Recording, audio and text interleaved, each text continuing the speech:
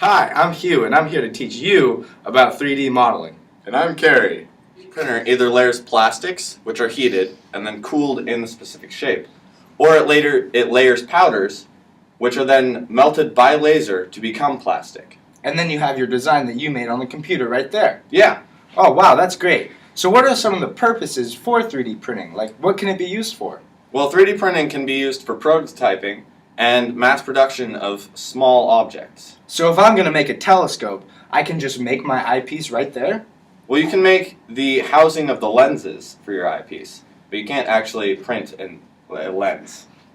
But I could make the plastic coating of the So outside. Hugh, what other parts of a telescope can you make with a 3D printer? Well, Carrie, with a 3D printer, I'm able to make not only the lens casing, but also other parts inside the tube. So if we need to put a lens mirror casing around the mirror so that it stays in one place, we can make that too, as well as any gears we might need for the mount. That's amazing. Yeah, 3D printing allows us to move at a much faster pace than if we had to order everything offline. We can actually just make our designs right here at Riverdale.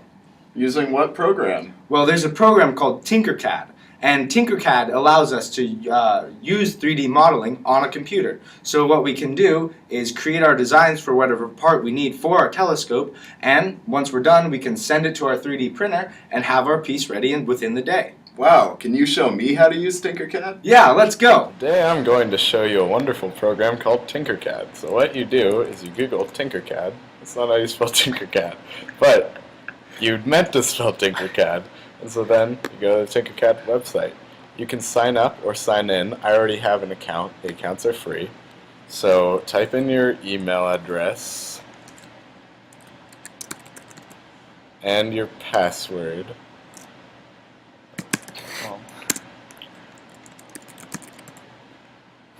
I already have created some things, but first you'll want to go to the lessons, and they'll have lots of tutorials for you to try out. These will help you basically get a feel for the program, and once you've gone through all the tutorials, or the tutorials relevant to you, you can start designing. So you can go to Projects and Create Project. Open up your design. You can select any shapes that you want from the Tinkercad selection of shapes. You can also import your own designs, or use the shape generators for text and extrusions and things like that. And so basically with this you can tinker around, you can make things bigger, smaller, just basically use the tutorials that Tinkercad provided and you can make your own designs. For example, this is something that we created for our XV design class. It is an army of penguins, one of which has a fez.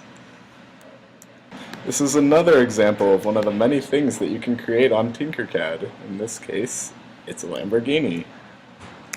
Thanks so much for joining us. That about wraps it up. So next time that you're bored around the house, try giving Tinkercad a try.